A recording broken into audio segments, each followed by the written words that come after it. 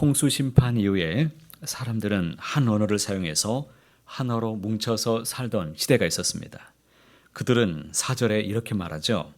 자, 성읍과 탑을 건설하여 그 탑 꼭대기를 하늘에 닿게 하자. 우리 이름을 내고 온 지면에 흩어짐을 면하자. 이것은 단지 건축의 문제가 아니라 죄로 인해서 타락해가는 인간의 이기심, 그리고 자기중심성, 하나님 없이 살아가려고 하는 교만이 자세히 드러나고 있는 문제가 지금 보여지고 있습니다. 결국 하나님은 그들의 언어를 혼잡하게 하시고 온 땅에 흩으셨습니다. 오늘날에도 우리는 하나님을 지우는 이 문명화에 살고 있습니다. 선악과를 따먹은 이후에 인간이 하늘에 닿으려는 시도는 지금도 계속되고 있습니다. 첨단 기술, 인공지능, 지금 인공지능의 기술이 얼마나 무서워지고 있느냐면 만들고 있는 개발자들도 지금 두려워하고 있습니다. 초인공지능의 기술이 머지않아서 이제 드러나게 되면 그때는 우리가 이전에 보았던 그 공상과학 영화의 시대에 정말 살아가는 시대가 될 수도 있습니다. 자본주의 문명은 발전하고 있지만 그 중심에서 하나님은 점점 사라지고 있습니다. 창세기에 나오는 이 족보는 어떤 새로운 사건의 시작이거나 또 그 의미를 강조할 때 등장합니다. 오늘 본문에 나오는 이 족보는 사실 앞에 창세기 10장 25절에서 이어져야 됩니다. 10장 25절 말씀 보십시오. 누구의 족보가 나옵니까? 셈의 후손 가운데 에벨이라는 사람이 나옵니다. 두 아들 벨렉과 욕단을 낳았습니다. 그런데 10장에서는 욕단의 족보만을 언급하고 벨렉은 언급하지 않았습니다. 그리고 벨렉의 족보가 드디어 오늘 본문에 등장하고 있다는 것을 우리가 주목해야 됩니다. 비록 셈의 족보라는 제목으로 오늘 말씀은 시작되고 있지만 사실상 벨렉의 계보를 조명하는 본문입니다. 그렇다면 왜 벨렉의 두 아들의 족보가 따로따로 소개되고 있는 것일까요?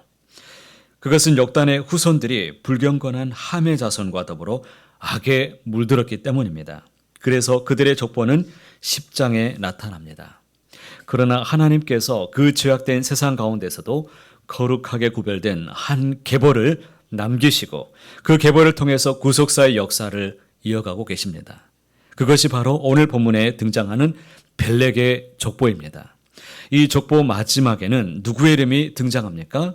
26절에 데라는 70세에 누구를 낳았습니까? 아브람과 나홀과 하란을 낳았더라 라고 마칩니다. 바로 아브라함의 이름이 바뀌기 전 아브람이 등장합니다. 아브람을 등장시키는 것으로 이 족보는 끝이 납니다. 이 족보가 전하려는 메시지가 바로 여기에 있는 것입니다. 하나님께서는 죄악이 가득한 세상 속에서도 거룩한 구루터기를 남겨두시고 그를 통해서 새로운 구원의 역사를 시작하고 계십니다. 바로 아브라함을 부르심으로 하나님의 새로운 구원의 역사가 펼쳐지고 있는 것입니다. 온통 바벨탑 쌓기에 혈안이 되어 있는 세상 속에서 자기가 자기 인생의 주인이 되어서 자기 이름을 높이며 자기 이익만을 구하며 더 높이 쌓기에 열을 올리는 이 죄악된 세상에서 한 줄기 의의 계보를 세우신 것입니다. 왜요? 인류의 구원을 위해서, 우리를 살리기 위해서 하나님께서 일하고 계시는 것을 우리는 보게 됩니다. 그런데 이 족보 가운데 우리가 눈여겨볼 것이 몇 가지 있습니다. 먼저 아브라함의 아버지 데라입니다. 아브라함의 아버지 데라는 어떤 사람이었습니까?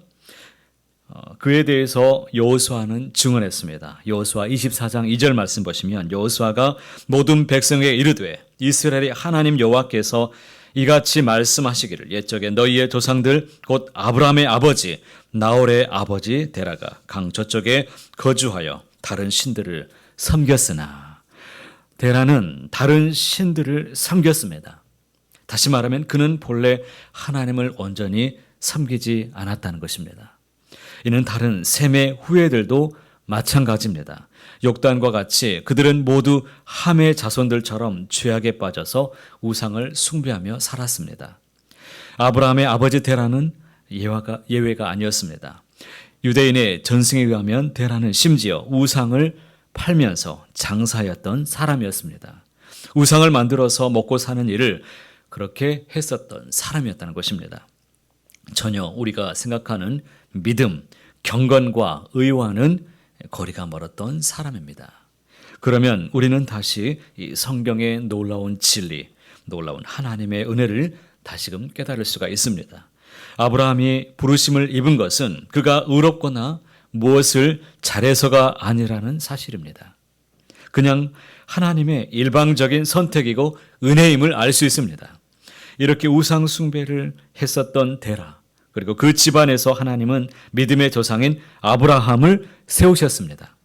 정말 하나님의 은혜가 아니고서는, 하나님의 열심이 아니고서는 이해할 수 없는 역사가 우리 앞에 펼쳐져 있는 것입니다. 우리는 이 말씀을 통해서 다시 한번 하나님이 우리를 빚어가시는 이 하나님의 그 사랑하심, 그 열심을 우리는 다시금 배울 수가 있습니다. 내가 믿음이 좋아서가 아니라 하나님이 선택하셔서 우리를 부르시고 말씀의 은혜를 매일 주시는 그 은혜로 나는 이제 그리스도의 새 생명으로 살아가게 되었습니다.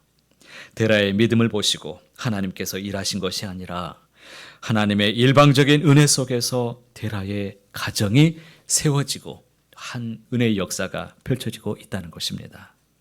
그러면 오늘도 부족한 나와 내 가정을 일구고 계시는 하나님의 역사를 우리는 믿음으로 바라보실 수 있어야 될 것입니다. 그 하나님을 소망으로 삼으시고 그 은혜에 감사하며 감격하면서 살아내시기를 바랍니다. 반드시 우리를 믿음의 거룩한 자녀로 우리 하나님께서 세워 주실 것입니다. 또 한 가지 30절 말씀 보시면 사례는 임신하지 못함으로 자식이 없었더라라고 말씀하죠. 여기서 너무나 중요한 말씀을 우리가 볼 수 있습니다. 하나님의 거룩한 계보에 느닷없이 임신하지 못하는 여인이 등장하고 있습니다. 이 말씀에 담긴 깊은 뜻이 우리에게 있습니다. 임신하지 못하는 여인, 그 인간의 힘으로는 생명을 잉태하고 이어갈 수 없는 여인이 생명의 족보에 등장하고 있다는 것을 여러분은 어떻게 생각하십니까? 무슨 의미겠습니까? 우리는 생각해 보아야 됩니다. 인간의 힘이 아니라 하나님의 힘으로 이 생명의 역사를 이어가고 계신다는 것을 우리는 볼 수 있습니다. 여러분, 이것이 하나님께서 일하시는 방식입니다.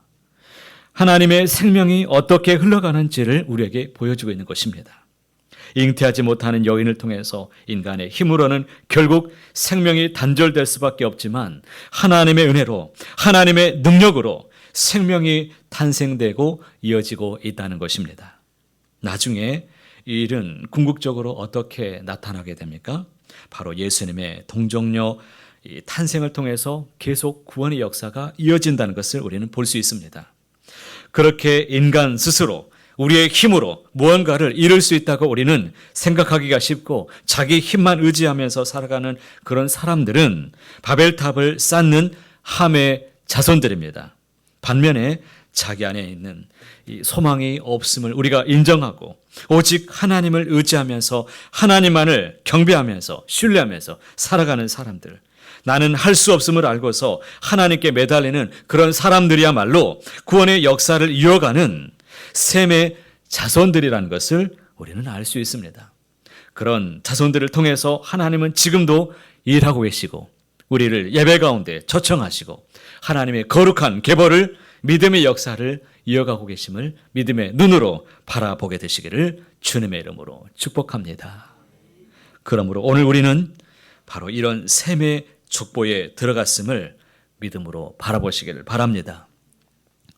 우리는 비록 부족하고 연약하지만 하나님의 열심이 반드시 우리를 변화시켜 주실 것입니다. 우리를 새롭게 하시고 의로운 자녀로 살아내게 하실 것입니다.